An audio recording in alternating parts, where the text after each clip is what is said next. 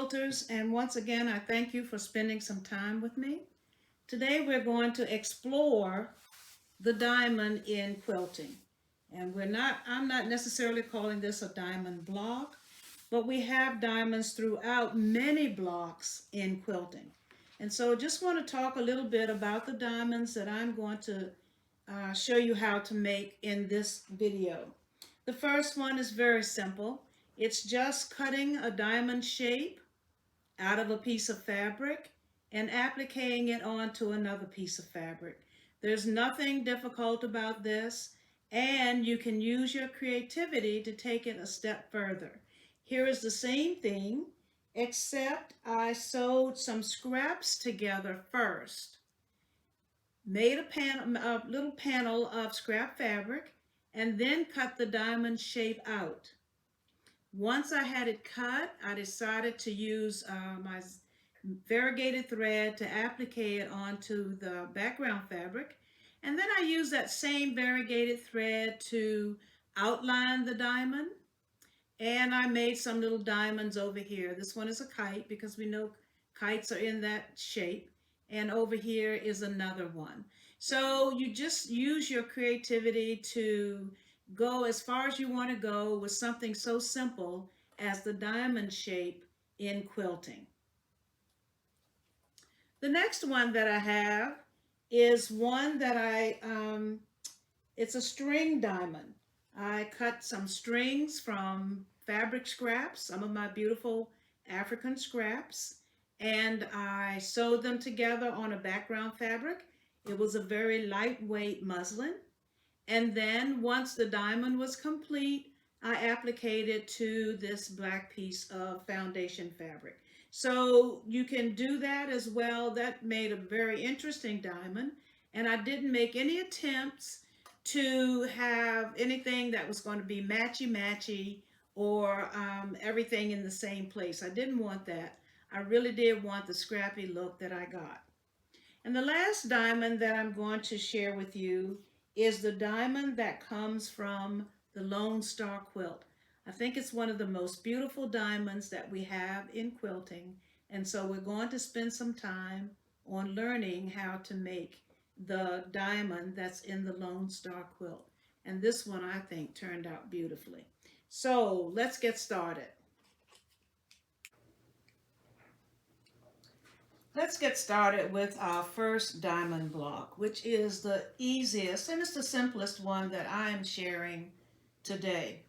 It requires 2 pieces of fabric, the background fabric, which has been cut into a 12.5-inch square, and the diamond fabric, which has been cut as a rectangle, and it's 10 inches long and 8 inches wide. And once again, that's 10 inches long, 8 inches wide.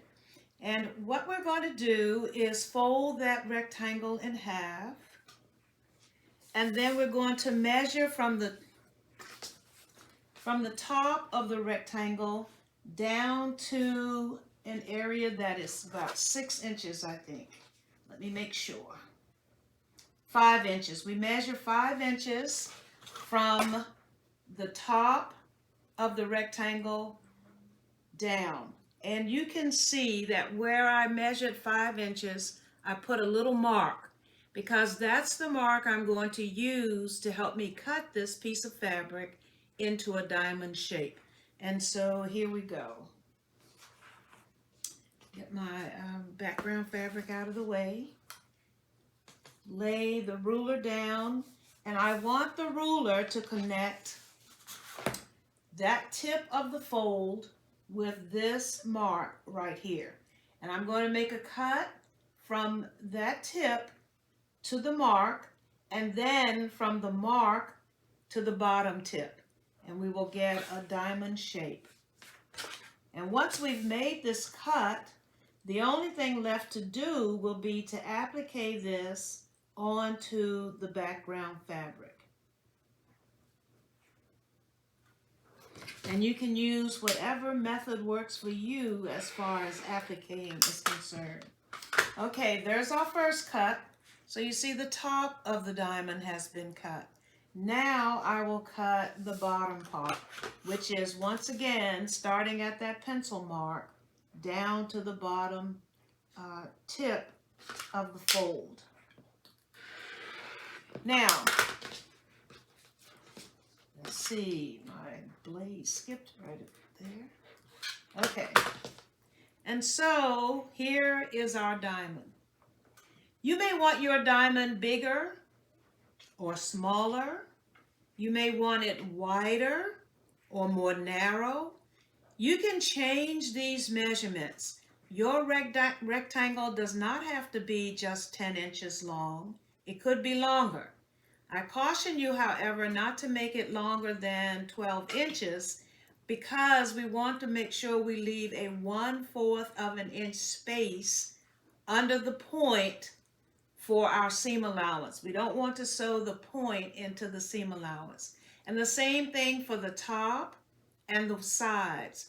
So if you want it longer, make it longer, but remember, try not to make it any longer than 12.5, or I would say 12 to be sure, because you don't want to sew your point.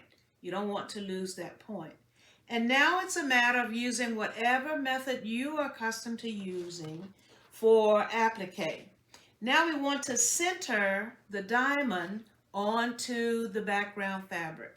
And the easiest way I know to center is to fold the background fabric in half the one way and make a crease.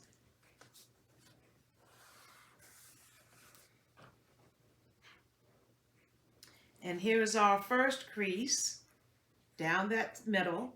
And then to fold it again the other way. And once I get these two folds in here, I get an idea of where the center of this piece of fabric is located. And then all I need to do now is lay the diamond with the fold of the diamond on the fold of one of the folds in the fabric. And I can center that right there, and I have my diamond. Now I'm going to pin mine and then stitch it. If you like, you could use one of the fusible products that's out there, like I think it's Steam-A-Seam and Steam-A-Seam 2, and there are other products similar to that that will allow you to iron it and put a glue on the back of your applique and then iron it down on the background fabric and do the stitching. I'm not going to do all of that with this because I don't want that extra weight on my block. I think if I just pin this very well, then I can take it to my sewing machine and stitch it down and it will be fine. So I'm going to get my pins, get this pinned, and then come back.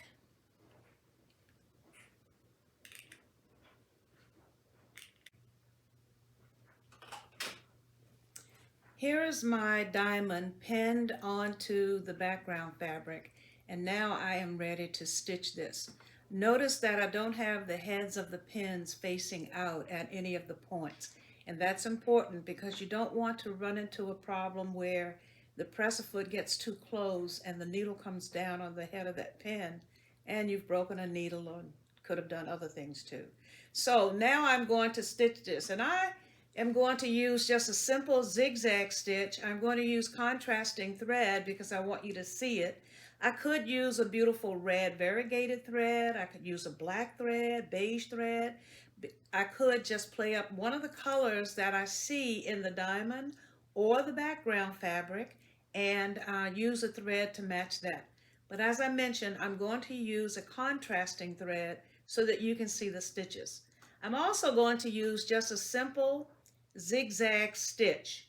However, this is a time when we as quilters can use some of those beautiful decorative stitches that we have on our sewing machine that we never get to use because quilting doesn't usually call for that. But this is a place where you can use some of those to fasten your applique onto the background fabric. So here we go. And I choose not to start at a point. I like to start somewhere on the side because I want all of my points to be points. And when I start at a point, I'm not able to always achieve that.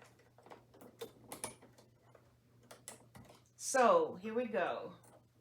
All right, just select a zigzag stitch.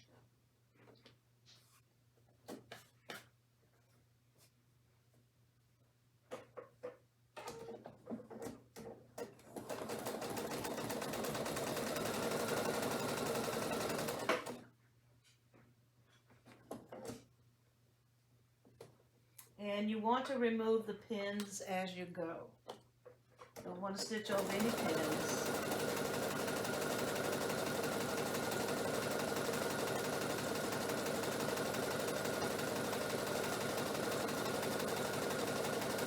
When I get to the point, I'll show you how I handle that. Almost there.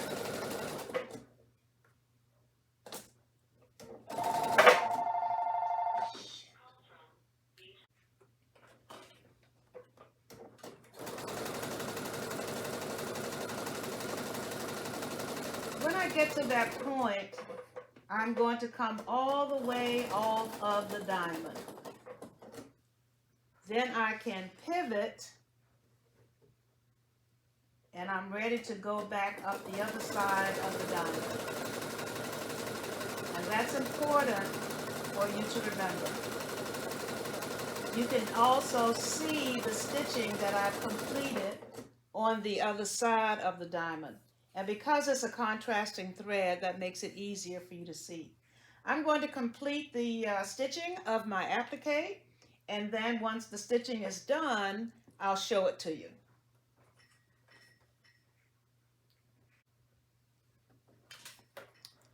I have completed the stitching, and now I want you to notice I have seam allowance space at the top of my diamond and seam allowance space at the bottom of my diamond so that I won't lose any of the points.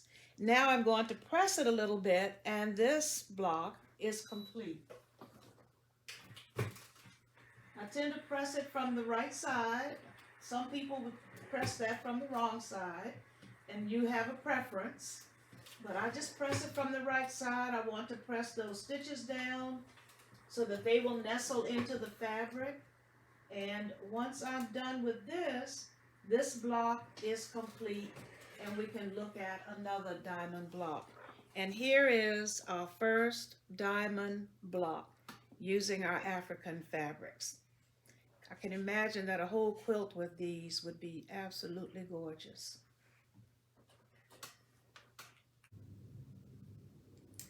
Diamond block number 2. Our second diamond block is a string block. And here you can see the foundation fabric that I have and a bunch of my strings that I've cut from scraps of my African fabrics. And many of you already know how a string block works. We choose a foundation fabric onto which we can sew the strings. I have a very, very lightweight muslin here. If you can find the lightest weight muslin possible, use that. It does not add a lot of weight to your block. Walmart used to carry a product called Palencia, which I loved, but I haven't been able to find it recently. And at one time they told me they would always have it, but my local Walmarts don't have it anymore. But any lightweight fabric onto which you can sew the strings will work. Some quilters even use paper and pull the paper out. I choose not to do that because sometimes the pulling the paper out will affect the stitches, and I don't care for that very much. So what I've done on my foundation fabric is I've given myself a place to start. Well, let me just back up a minute. I know that I need a diamond that will fit on a 12.5-inch block. And so I have given myself places to start adding the strings to this foundation fabric that will give me the size diamond I need. And so that you can see, here's one.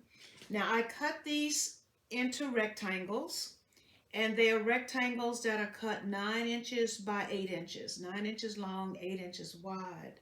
That's for the top, and for the bottom, it's 9 inches by 10 inches. And I've given myself all of this extra fabric for 2 reasons. One, we're going to trim it when we're through sewing the strings on. And 2, when you sew those strings on, there's so much stitching that's taking place on this foundation that it tends to draw in. It's just like what happens to our quilts when we quilt them. They have a tendency to draw in with all of that stitching. So I needed to give myself lots of extra fabric so that if it begins to draw in, and it will, I will still have enough left over to trim to get the diamond shape that I want after I have sewn all of the strings on. So now I've cut my strings, and I'll just give you a little word of caution about that. We are making a small diamond. It's small enough to fit on a 12.5-inch block. My suggestion would be keep your strings narrow. They shouldn't be more than an inch. You could go anywhere from a 1/2 inch, 3/4 of an inch, 7/8 of an inch to an inch. But because you're filling in a small space, you wouldn't want a 2-inch, 3-inch string in this diamond. So try to keep that in mind, that you want your strings to be relatively narrow. They don't have to be as short as this, but they should be narrow.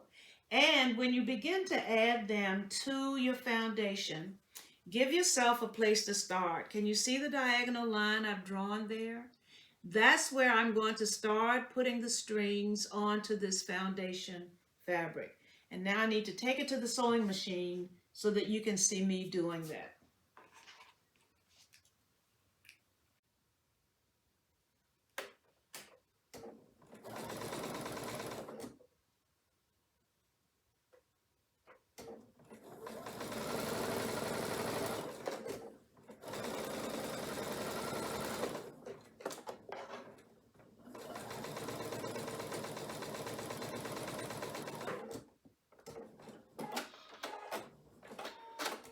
And in case you've not done string piecing before, just keep in mind that you let your strings come off of the foundation fabric, because eventually all of that will get trimmed.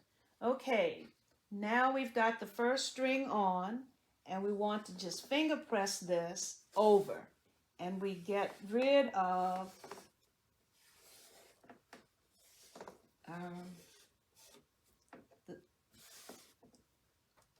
the seam and the raw edge. And now we're ready to put another piece on.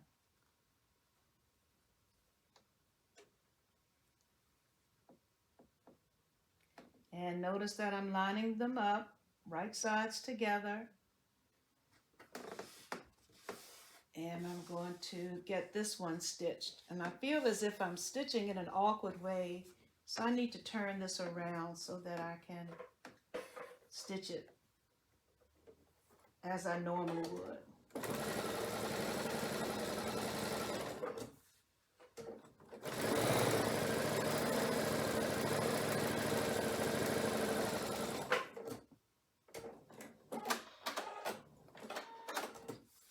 And so I'm just finger pressing again. And the important thing that you need to see is I have no raw edges. Each piece that I put on flips over and hides the seam allowance and the raw edges. You want no raw edges in your string pieced block. And so here I'll just grab another string. Let's see if this one is long enough. Yes. And right sides together.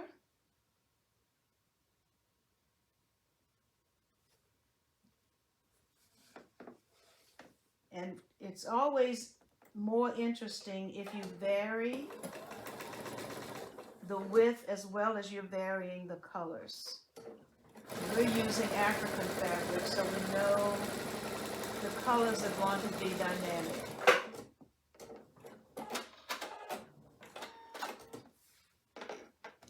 And once again, following our same process, the last one that I sewed on, I'm just going to flip it over And now that one is ready. And you'll notice you don't see any raw edges. You don't see the seams. You just see that this one has the raw edge because it was just sewn on. But in a minute, that will be covered as well. And so here's another piece, right sides together, matching the edges. We do try to use a 1/4 of an inch seam allowance. That's pretty much universal and standard in quilting.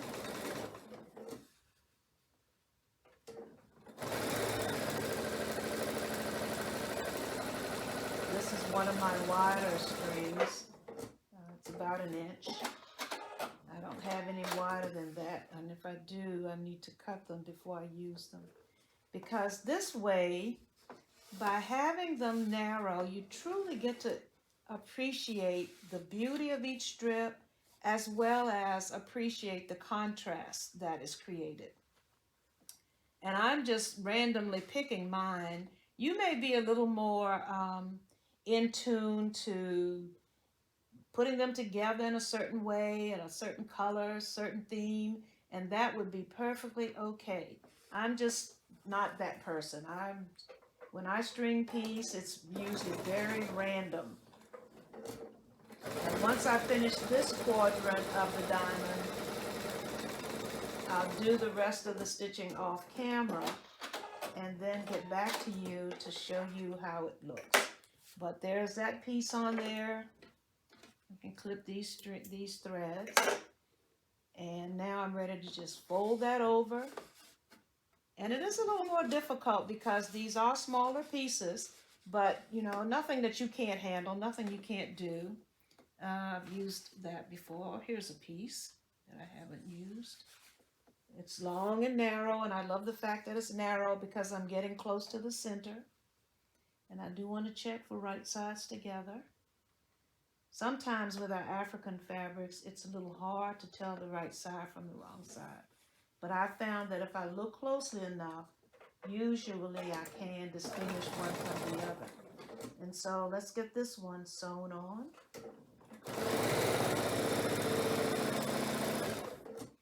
And you can see how I am filling in this top space of our diamond, and it will be ready for me to trim it, excuse me, once I have finished all 4 quadrants. Okay, so now I'm ready to finish covering just this little part, just that little part right there of our, the top 1/4 of our diamond. And I have a feeling this is going to be a beautiful diamond. I love the colors already.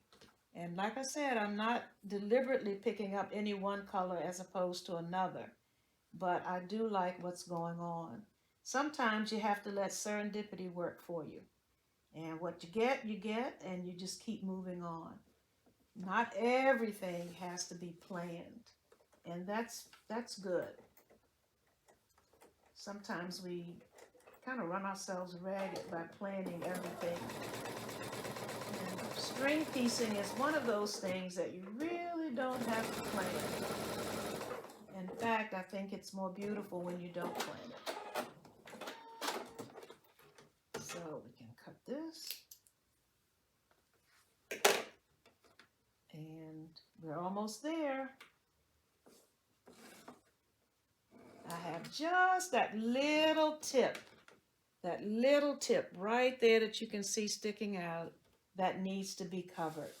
And here we go.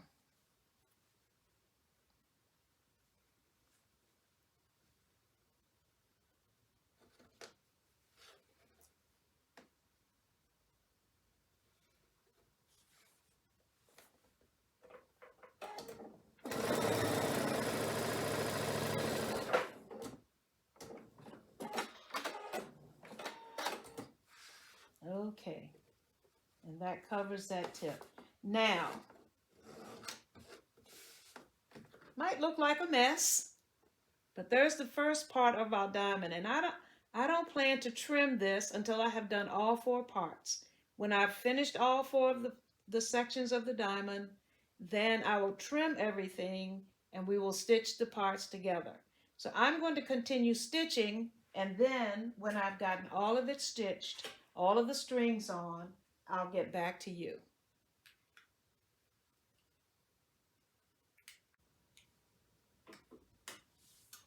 Okay, so here are our 2 halves to the top, and I'll just give that a center seam.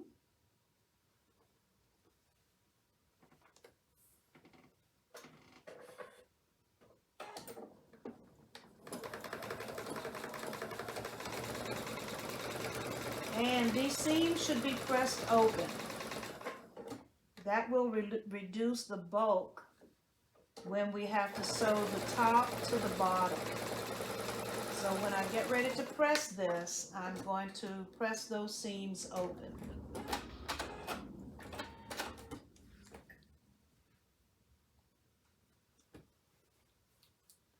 There's the top of our diamond, and I'll just put that on the ironing board so I can press the seam open. And let's get the bottom.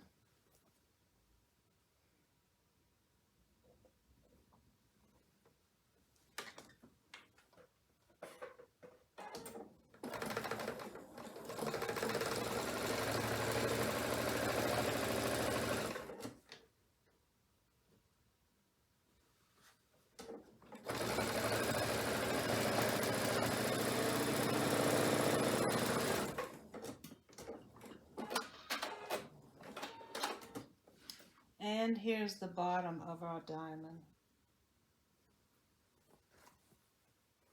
And so now I just need to press. And remember I said we're going to press these seams open. So I'll make sure that they stay open by finger pressing them first, because there is a lot of bulk here and we want to reduce that as much as possible. And sewing our seams open helps us to do just that, to reduce the bulk. Okay.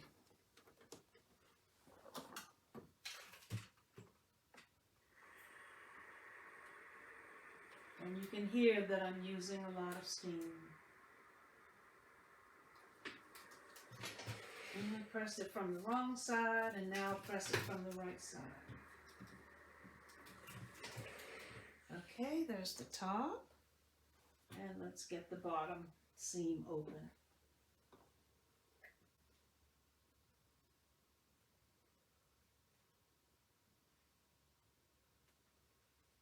Some seam allowances are a little more cooperative than others. Okay, here we go.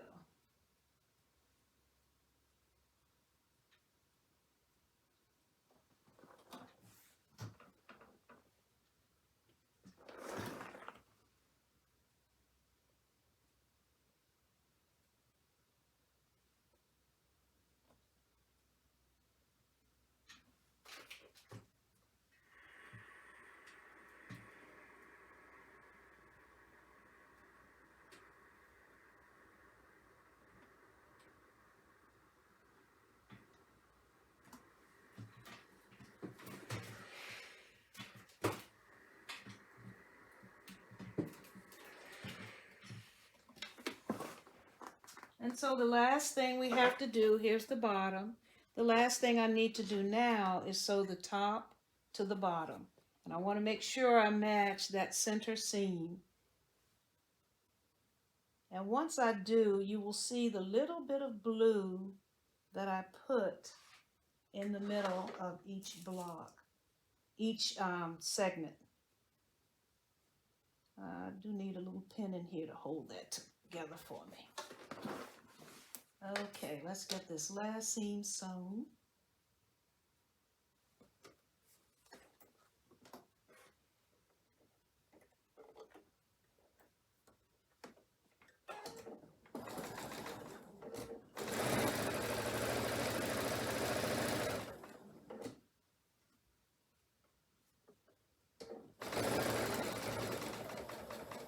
And you want to slow down and be sure that the bottom seam doesn't flip open or flip over and get sewn in the wrong direction, because remember, you're trying to reduce the amount of bulk that is there.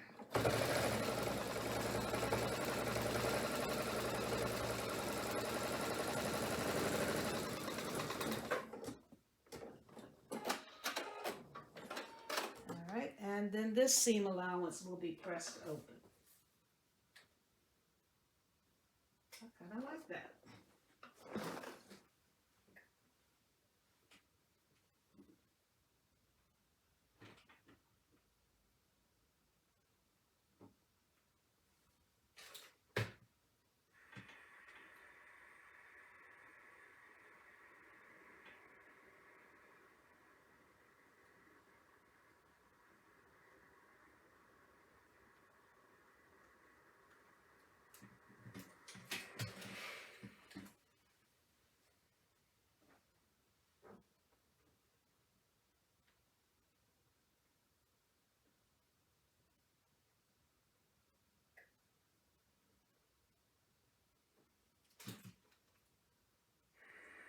Okay, we're almost there, and then you will get to see the completed diamond. And I'm going to cut the diamond out, cut it off, cut it away from the foundation fabric, and applique it to the background fabric. But here is our completed diamond. Top sewn to bottom. You can see where we've got this side here where the bottom comes out a little bit beyond the top. That's not a problem because when I trim this, when I cut it away from the foundation fabric, I can take care of that. I can even that out. And the same thing here. This is a little bit beyond. For the most part, though, they meet because I gave myself a starting point on the back of each of these pieces of white fabric. I knew where I wanted to start, and I drew a diagonal line, and that's where I started. And it could be that here, I see what happened here.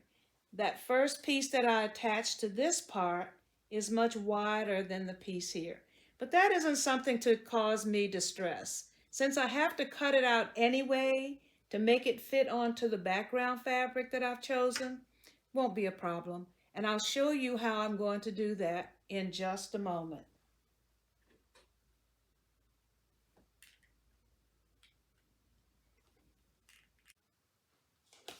I've chosen to use black as my background fabric because I have all of these gorgeous colors happening in the diamond.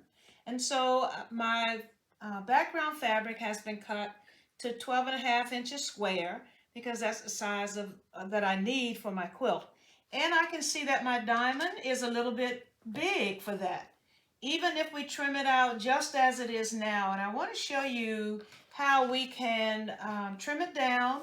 We're going to applique it anyway with a zigzag stitch or a decorative stitch. So it won't matter that this may become a raw edge. This is definitely going to become a raw edge because I will need to trim this so that it will fit on the background fabric. So the first thing I'm going to do is just cut it out. I will trim some of those points off that are extending beyond other points, however. And I don't feel like I'm going to be quite upset about it. That's one trim. Now let's turn it and trim again.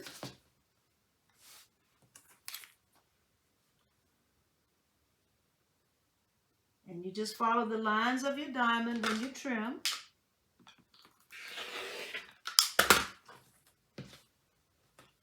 And you can see that it's emerging on its own.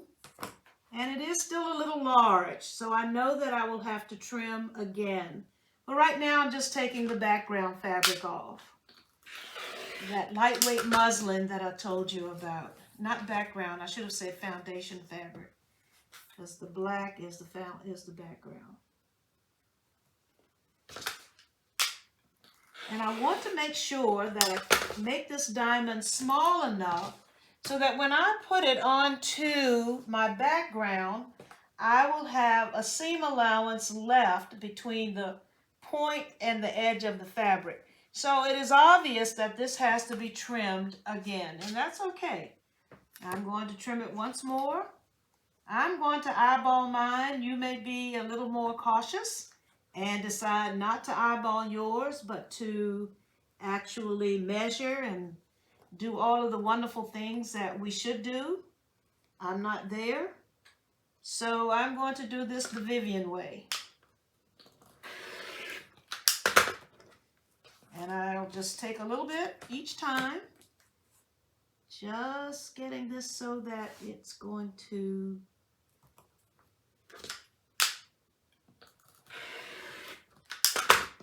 yep, there we go. Oh yes. Oh yes, yes, yes, yes, yes. I will measure this. That is 3 inches. What is 3 inches here? Yeah. And every now and then it's okay to measure and plan and do all of those things.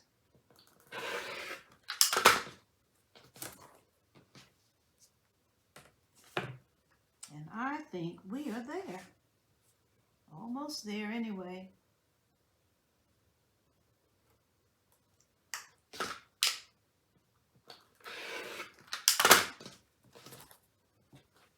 Oh my, I love it.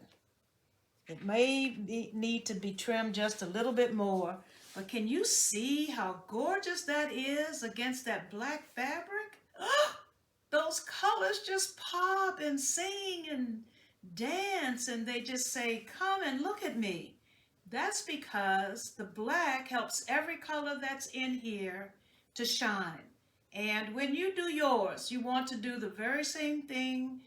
Doesn't matter what fabrics you choose to put in here or how you choose to put them in. What matters is the background fabric that you use and that everything works together to make such a joyous sound in African fabrics. So I'm going to continue to trim this, and then when I finish trimming it, I'll go to the sewing machine and stitch it down. Here is my trimmed diamond pinned to the background fabric. And so now all I need to do is stitch it down. So I've set my machine, and this time I thought I would use a variegated thread.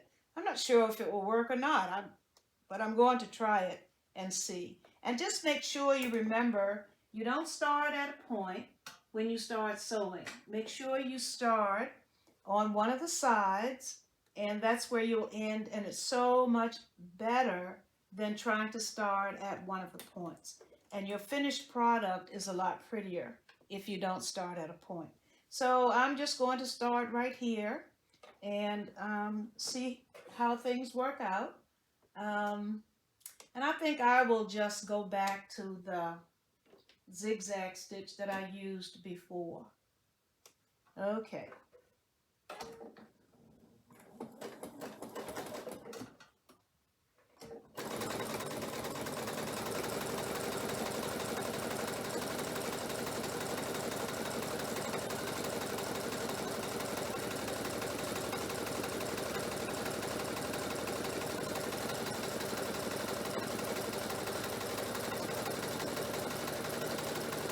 When you get to a point, just sew off of the diamond and make sure the needle lands to the right. And then turn your work. Oh, that's beautiful. Turn your work and it will go right back to where you need it to go.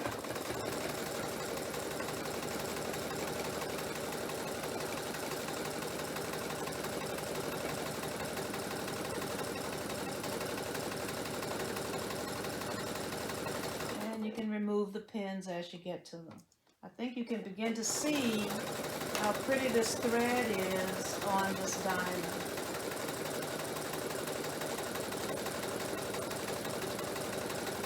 And it too picks up the colors, some of the colors that are in the diamond. And I'm coming to another point. And I just want to stitch off of that point. Make sure the needle is to the right and turn it. And the thread here, I want to get all caught up. Okay, we're ready to go again.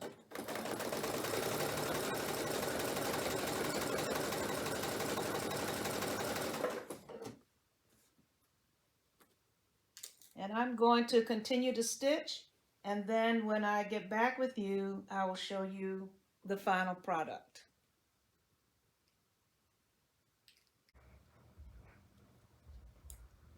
Now let's look at our third diamond, I'm sorry.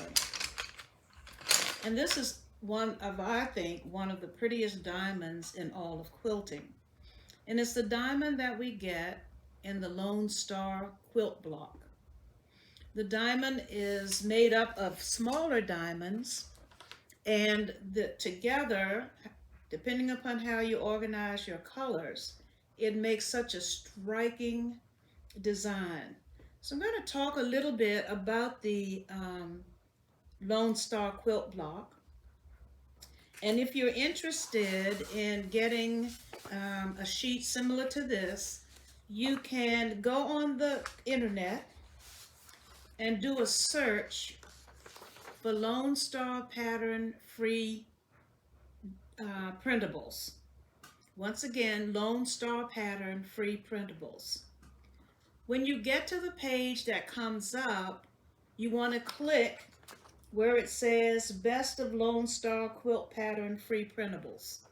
And when you click there, you will see a variety of patterns for the Lone Star quilt block. Some of the patterns will have as many as 7 different fabrics used.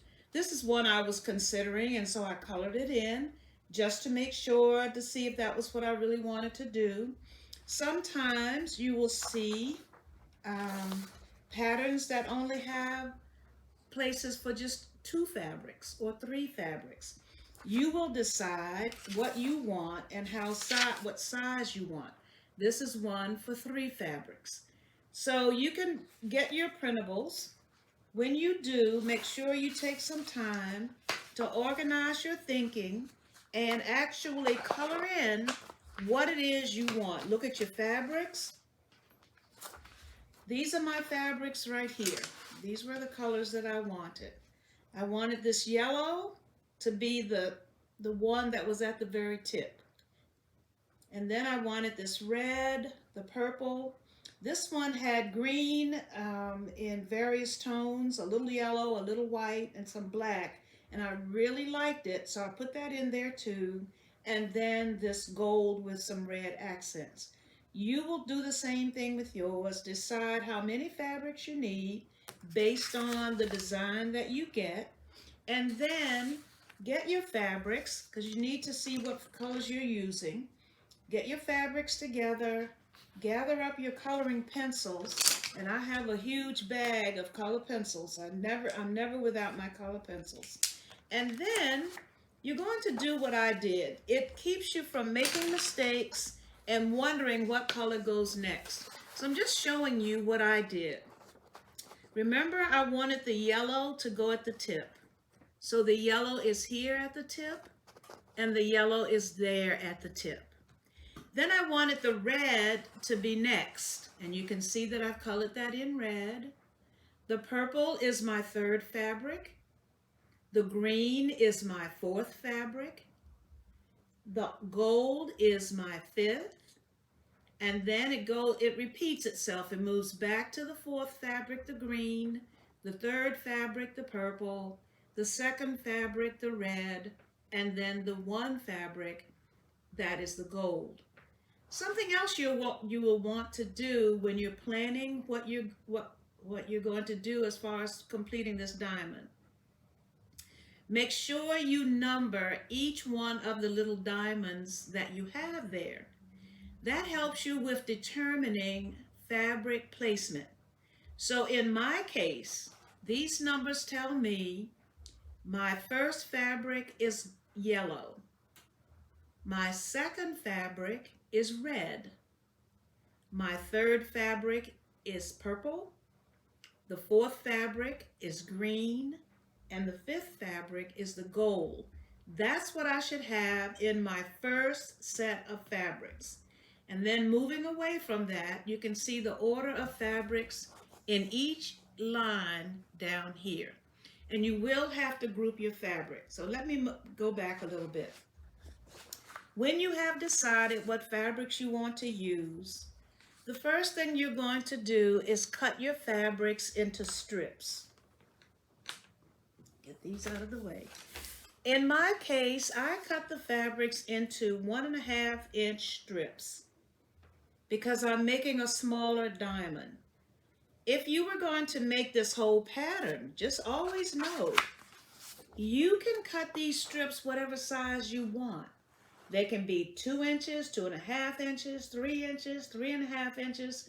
Keeping in mind, however, the larger the strip you cut, the larger the design will be when you have completed your project. That's all there is to it.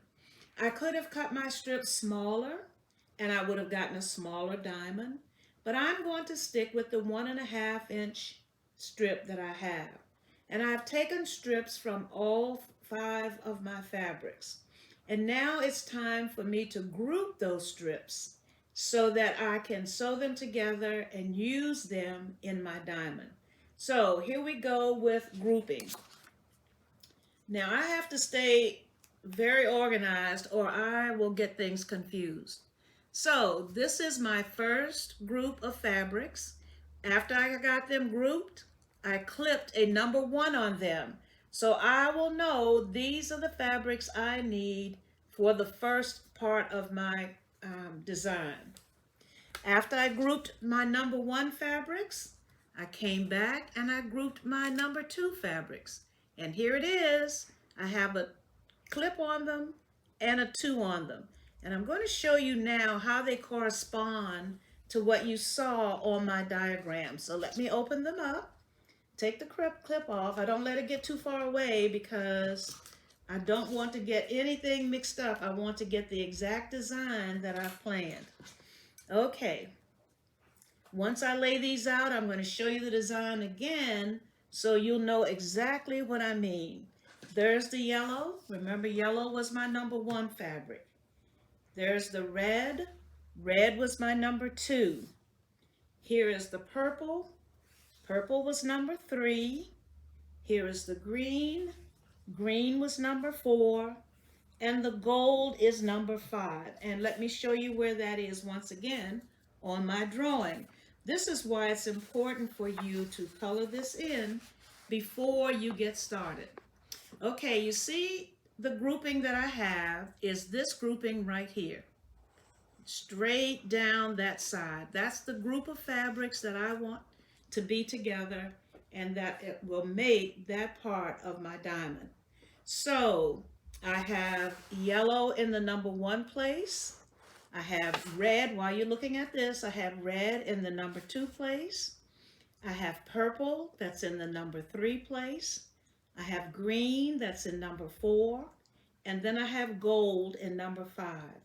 And when I get to it, when it's time to sew these together, that's exactly the order in which I will sew them, because that's going to give me just what I need in order to complete the diamond.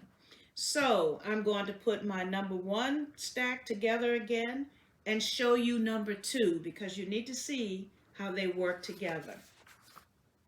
And remember, I'm just going to clip them in the order in which I showed them to you so that I know this is the order in which I want them for my number 1 stack. And I'll put my number 1 on it again.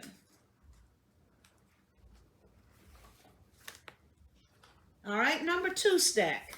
And I've got a 2 on there, and I'll keep it close by so that I can put it back on there.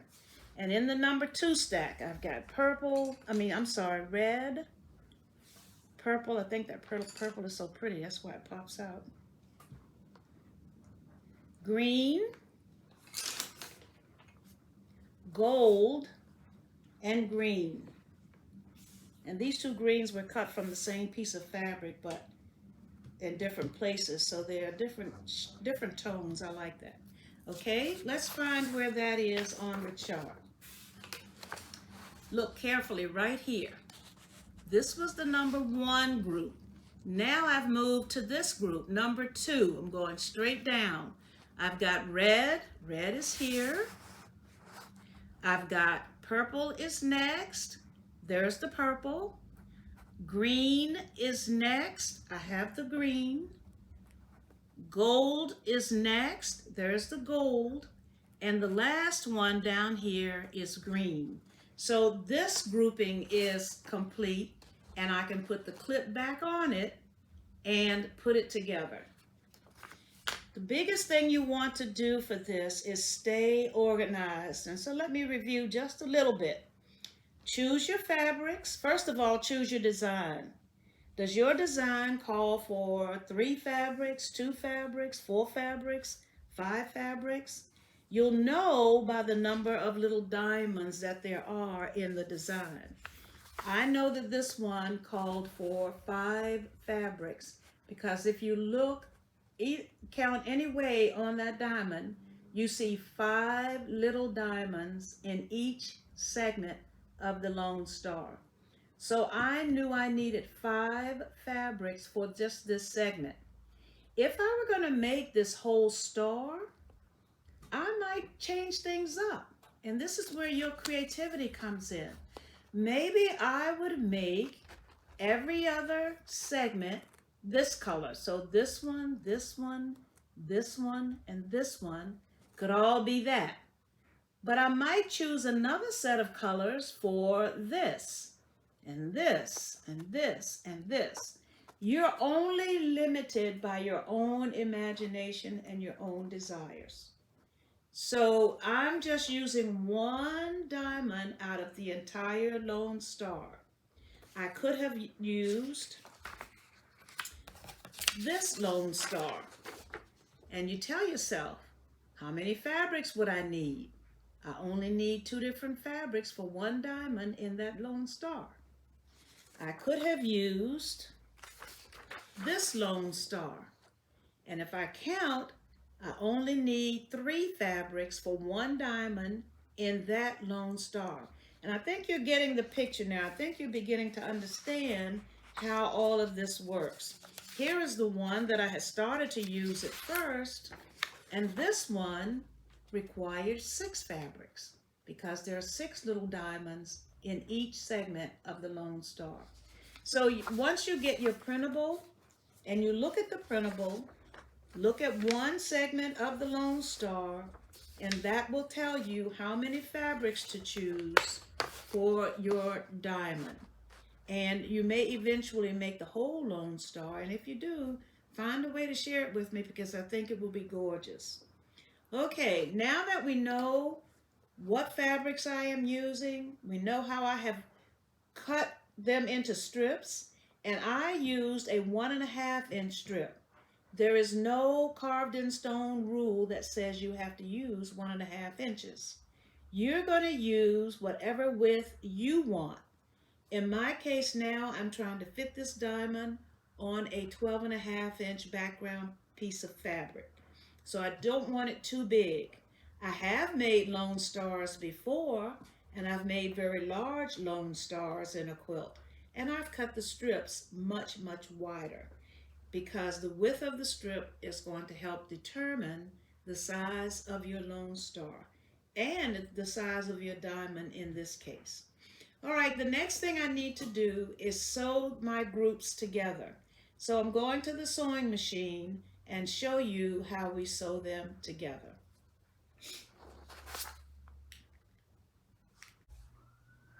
Okay, I'm at the sewing machine, but I have to show you something that's very important before I start sewing. Before you put these together, you want to know that you need to stagger them so that you don't waste a lot of fabric. The first cut I'm going to make, once I have sewn all of them together, will be a 45-degree cut, which will go right across there where the ruler is located. To keep from wasting all of the fabric that would be here, if we put all of the tops together, we stagger them so that we only lose a little bit of fabric. And I tend to stagger mine about 1 inch down each way, for each piece, so that I don't lose a lot of fabric. When you sew yours together, you want to make sure you stagger them too. Now, I have found my Lone Star quilts come out more accurately if the last piece that I'm going to sew on is the one that's at the highest point. The first piece that I will sew is the red, which is at the lowest point. So I stagger mine from lowest up to highest. I've seen some people make very successful Lone Star quilts and they stagger them the other way. That didn't work for me. This works for me, and I know I will get exactly the cuts that I need in order to complete my diamond. So staggering your strips is very important so that you don't waste a lot of fabric. And here we go. Now I need to show you all of the sets so that you get a picture of what you need to do when you make yours. I had already done sets 3, 4, and 5. In fact, I have even cut those already, but I'll show you how that cutting goes. All sets have been sewn together. All of the seam allowances have been pressed open. Hope you can see that. And now I can look at how they are organized. And I want to go back to organization of the sets based on our image. Now remember, set 1 starts with the bright yellow fabric. And here's set 1. And it goes from yellow to red. And as I look at this is where I'm going. Yellow, red, purple, green, gold. So that's what you see here.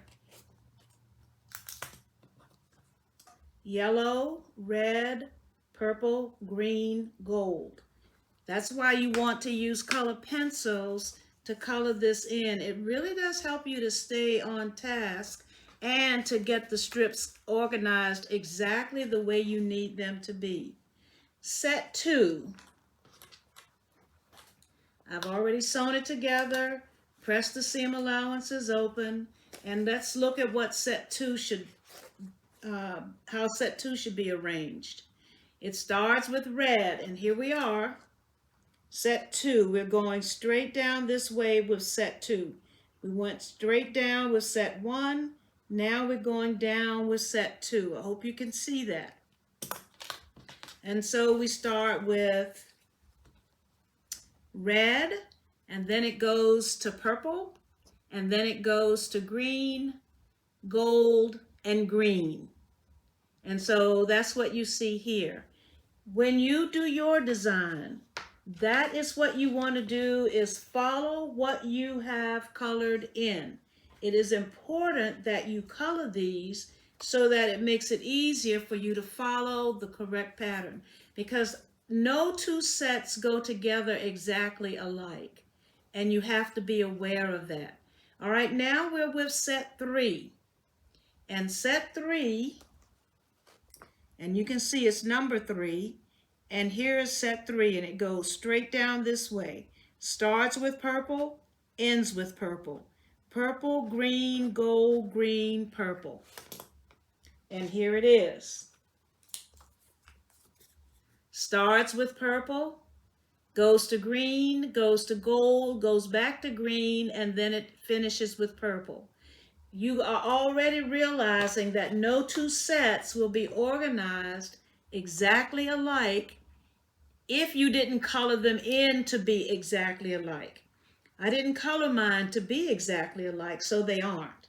All right, now we're ready for set 4. And set 4 goes from green, starts right here, green, gold, green, purple, red.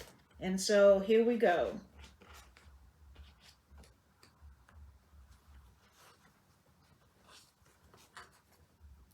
Green, gold, purple, red. I'm sorry, I left the second green up, and it's in there, and I'm not saying what's here, but what's here is what's accurate. Green, gold, green, purple, red. And that's what we have here. Green, gold, green, purple, and here's the red under my hand.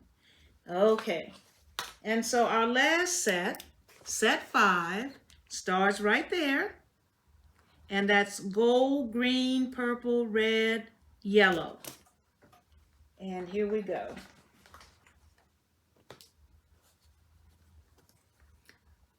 Gold, green, purple, red, yellow. And so that's what we want to do. It's important, once again, if you do this, color in your intentions. Number those little diamonds so that you have both a color reference and a numerical reference as to how to organize your strips of fabric. If you do that, I don't think you'll go wrong. I think you will be fine. Okay, let's get these cut. Now I have made some cuts on sets 3, 4, and 5. And I'm going to show you exactly what I did in order to get those cuts from those sets of fabric. And I'll start with set 2. Let me put one out of the way. I'll start right here with set 2. You can see the stagger. And remember I talked about this stagger when I started to sew. And that stagger is very important, and it keeps us from losing a lot of fabric. The first thing I want to do is find the 45-degree line on my ruler. Now, some people are good at finding it on their cutting board and using it that way. I just tend not to do that. I like to find it on the ruler. So I'm going to lay the set down and try to lay it where you can see the end of it.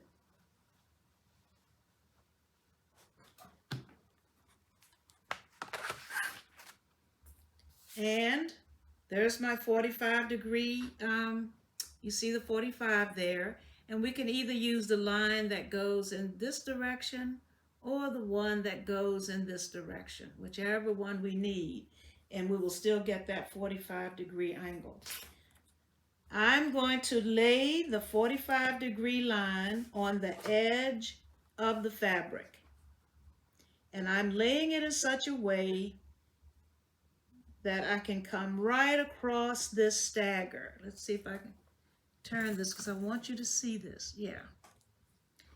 The 45-degree line is parallel to the edge of the set. It's right there on the edge of the red fabric.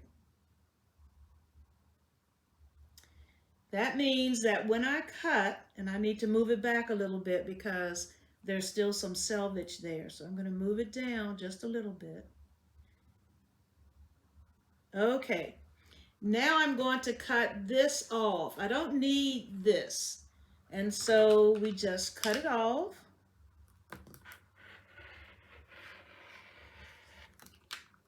And that stagger helped us to not waste a lot of fabric. Now I've got my first cut, that wonderful 45-degree angle. And now I can just lay this out on the table, put my ruler on here to measure 1.5 inches, because I want the pieces I cut now to be the same width as the strips were originally. Let me say that again. The pieces that you cut from each set should be the same width as the strips were. So if I had cut 2-inch strips, I would cut 2-inch pieces now. If I had cut 3-inch strips, I would cut 3-inch pieces now. If I had cut 3.5-inch strips, I would cut 3.5-inch pieces now. The same width that I cut the strips, I'm going to use to cut the pieces out of each set. And so here is my first cut. I've got the 1.5-inch line. The 1.5-inch line is right here on the edge of the fabric. So I'm going to use my ruler to cut the first piece from that set. And I have cut part of my diamond block. And I'm going to just put that aside. Right now I don't need but one. If I were making the whole Lone Star quilt, you can see that I would need how many? 1, 2, 3, 4, 5, 6, 7. I would need 7 cuts from, 8 cuts. I said 7. 8 cuts from each set, because I would use the same cuts all the way around the star in each diamond. But I'm only making one diamond, so I need one cut. Don't worry, I'm not going to throw this fabric out. I think later on I'm going to complete this Lone Star. Now I can show you the same thing with set number 1. You see the stagger. I can take the clip and the number off. I think I finally know that this is number 1. And here we're going to repeat the process of finding our 45 degrees.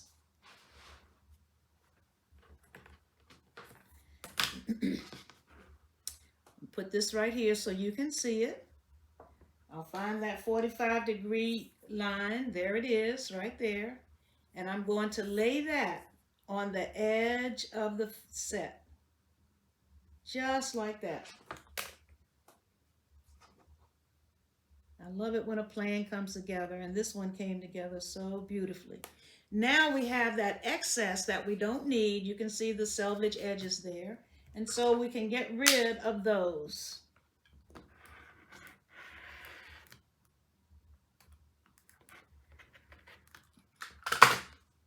Okay, that's our discard. Now that we have our angle established, we can cut the piece or pieces that we will need. So there's the set, there's my 45-degree cut. Now I can just measure this at 1.5. Remember, it's the same width as the strips were cut. So I put the 1.5-inch line on the edge of the fabric and make my cut. Now, I have some cuts from the 3rd, 4th, and 5th sets, and I'm going to show you how all of this comes together.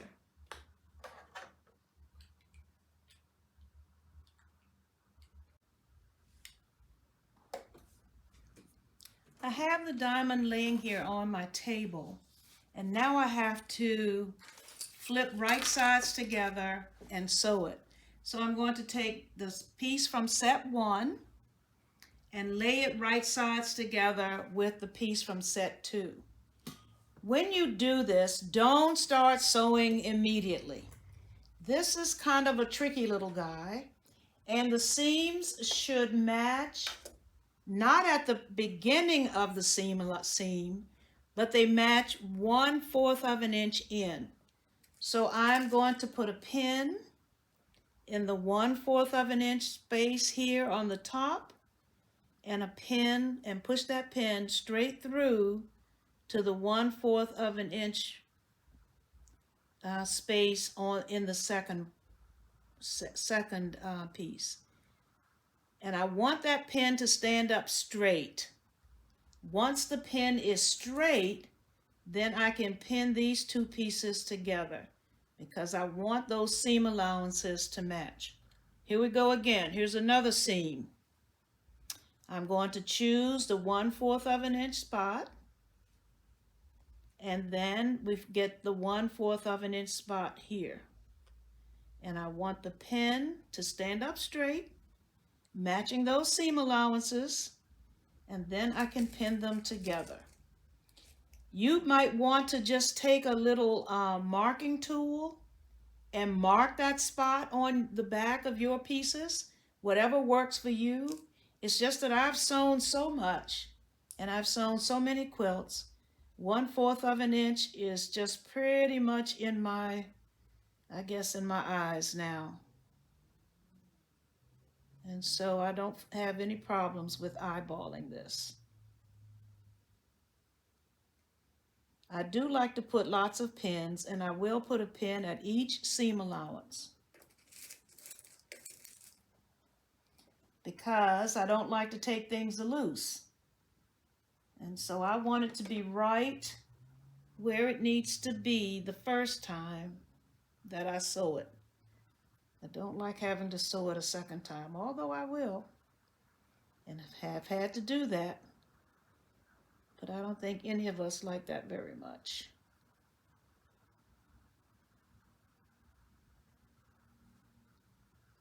Okay, there's my last pin It's standing up straight. The other thing too I want to caution you about is you've got some bias edges now, so try not to handle this any more than you have to. Now we know we've done something correct because you see the little dog ear that's sticking out at the end? It's 1/4 of an inch, and that's what it should be. We've got one there and we've got one here. So let's stitch this and see what we get.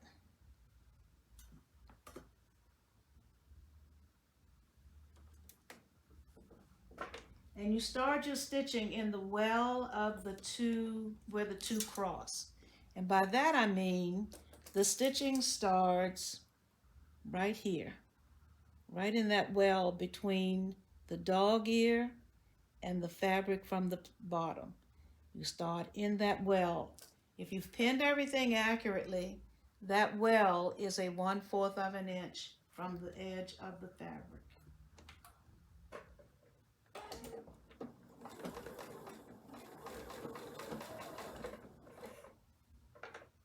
Take your time.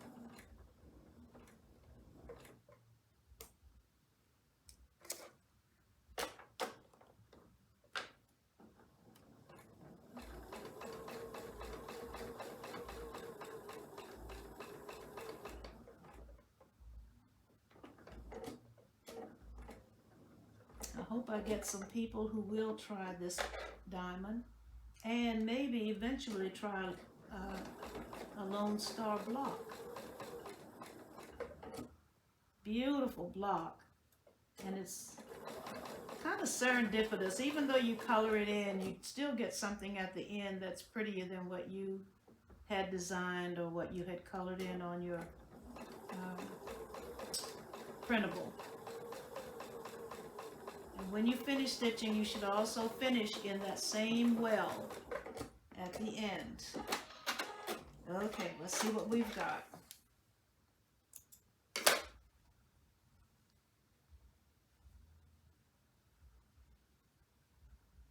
I love it. Look at what happens. You see the red diamond is beside the red diamond, the purple, the green. It just needs the seam allowance pressed. And I'll do that right now before we attach the next piece on. And I'll go through the whole process once again, explaining what I'm doing and how I am doing it.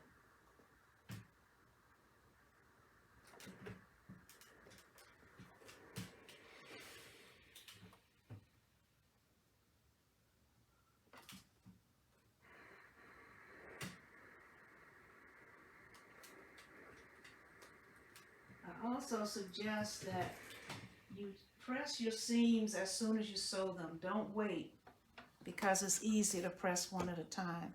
Okay, see what we got? All right, now it's time to attach. And I know that this is number 1 because the yellow is in number 1 and the yellow is at the top. So when I get ready to attach the next piece, I know that red was number 2, so I'm going to attach piece number 3 on this side. So remind yourself of all those things so that you don't get in a position of getting something in a place that it doesn't belong. All right, once again, I'm going through the process of pinning this. And remember, I need to pin it 1/4 of an inch in first. So I'm going to put a pin in and put a pin in this seam allowance down here. That's 1/4 of an inch from the edge. And you put the pin directly in the seam allowance. And I usually leave that pin alone. Unless I want it to stand up straight, I leave it alone and I get another pin to join the two pieces of fabric together.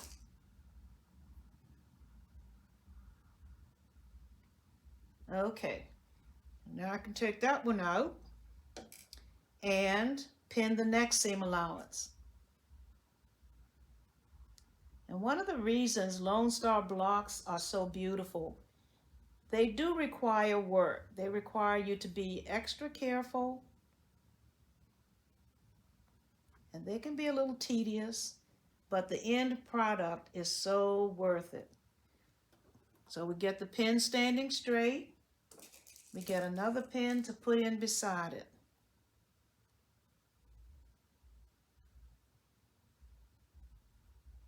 And we can take the first one out.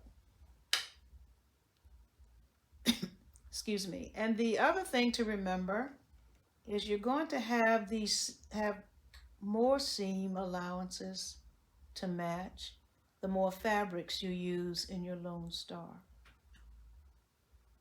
I only had 5 fabrics, so I only have 4 seam allowances.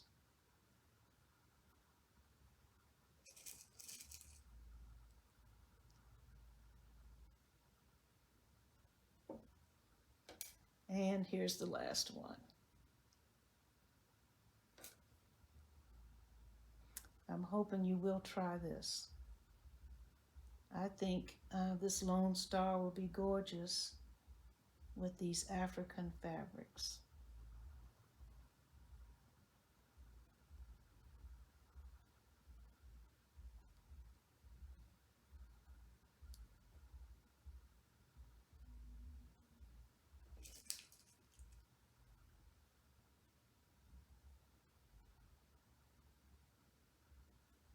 Okay, our pieces are pinned together. I'm going to stitch them and see what we get. Oh, and I must mention the dog ear on the end. See, there's that 1/4 of an inch dog ear on the end. Going to start stitching in that well between the dog ear and the fabric. There's a little well right there, little V that they create. And that's exactly where you want to start stitching. If you're not starting in the well, your seam allowance is either going to be too big or too small.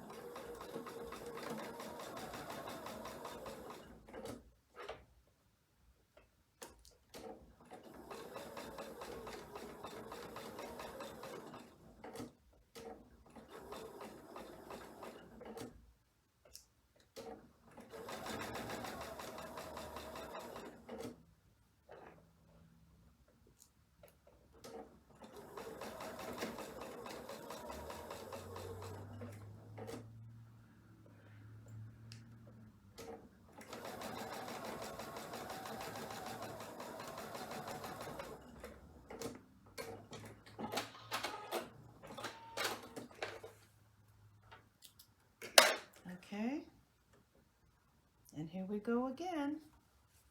Just needs to be pressed. And I'm going to do that right now.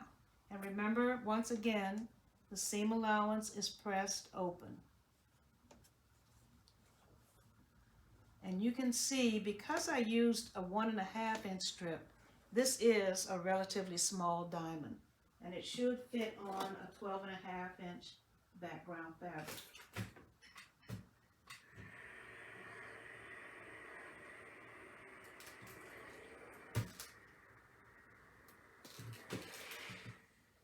And here we are with our third piece attached.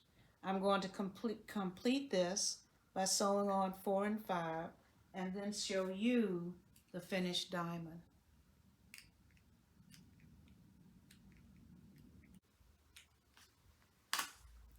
Here we are with our diamond completed. All of the sets have been sewn on, and it just turned out just the way I wanted it to. And we can look at our original and see that. Look at where the colors are on the drawing and where the colors are in the diamond block. And they're in the same places. Yellow, red, purple, green, gold. Green, purple, red, gold. That's exactly what I wanted. That was what I designed here, and that's what I got here. And so as we finish this block, you see a lot of little dog ears. I'm going to just snip those off. And now my block is ready for me to applique it. If I were making the whole Lone Star quilt block, then of course I wouldn't be concerned with applique because I would fill in the corners and the centers and it would be one whole block. But because I'm not doing that, I've chosen a dark teal piece of fabric that's 12 and a half by 12 and a half. And I'm going to put my block on here diagonally. And then I'm going to use a zigzag stitch to fasten the block to the background fabric. Fasten the diamond to the background fabric. And my diamond will be complete. I hope that you will try this diamond. And if you want to get the coloring pages, once again, remember you're going to do a search for Lone Star Pattern Free Printables. When the page comes up that will take you to, click on the section that says Best of Lone Star Quilt Pattern Free Printables. And then the next page will show you all of these printables that you can print out. You just click on them, send them to your printer, and print them out. And remember, you have some choices. You don't have to use the one that I did. I used the one that requires 5 fabrics. But then you may choose one that only uses 2 fabrics. Or you may choose one that uses 3 fabrics.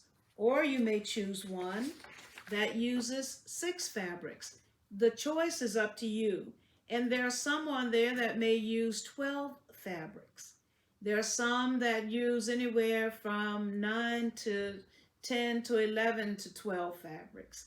So you choose the one you want. Get your coloring pencils and a nice marker, because my numbers on this are written with this marker, because I didn't want to, I'm showing you the wrong one. This one. My numbers are written with this marker because I didn't want the colors to hide the numbers. I needed both references. And once I got the numbers in, then I used my colored pencils to color in exactly where I wanted the colors to go. I had already chosen my fabrics, so I knew what major colors were in the fabrics that I was going to use. And then it's just a matter of cutting your strips. You sew the strips together into sets based on what you see here. This is a set, that's a set. We're reading down. This is a set, here is a set, and here is a set. And so we're reading this down. You're going to sew your fabrics into the sets that you get. In my case, I had 5 sets, 5 different fabrics, 5 sets. I had to sew my strips together, set 1, set 2, set 3, set 4, set 5. And then make sure that when you're sewing them, you stagger them. The one you sew on is started higher than the one you just sewed on, if that will help you. And then once you stagger them, you stitch them, press the seam allowance open. Then you're going to lay them out flat, cut that 45-degree angle, cut that little part off that you don't need, and then you're ready to cut your pieces at a 45-degree angle. And since the strips, in my case, were 1.5 inches wide, the pieces that I cut had to be 1.5 inches wide. So remember, that number doesn't change. If you cut 2-inch strips, then you're going to have to cut 2-inch pieces from each set. I'm going to get this appliqued, and once I get it on, then I will show it to you.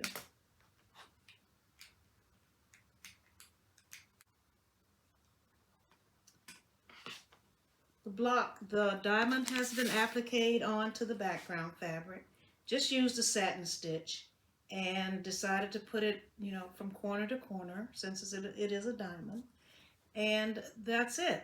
So I'm hoping that you will try this when you're making your diamonds.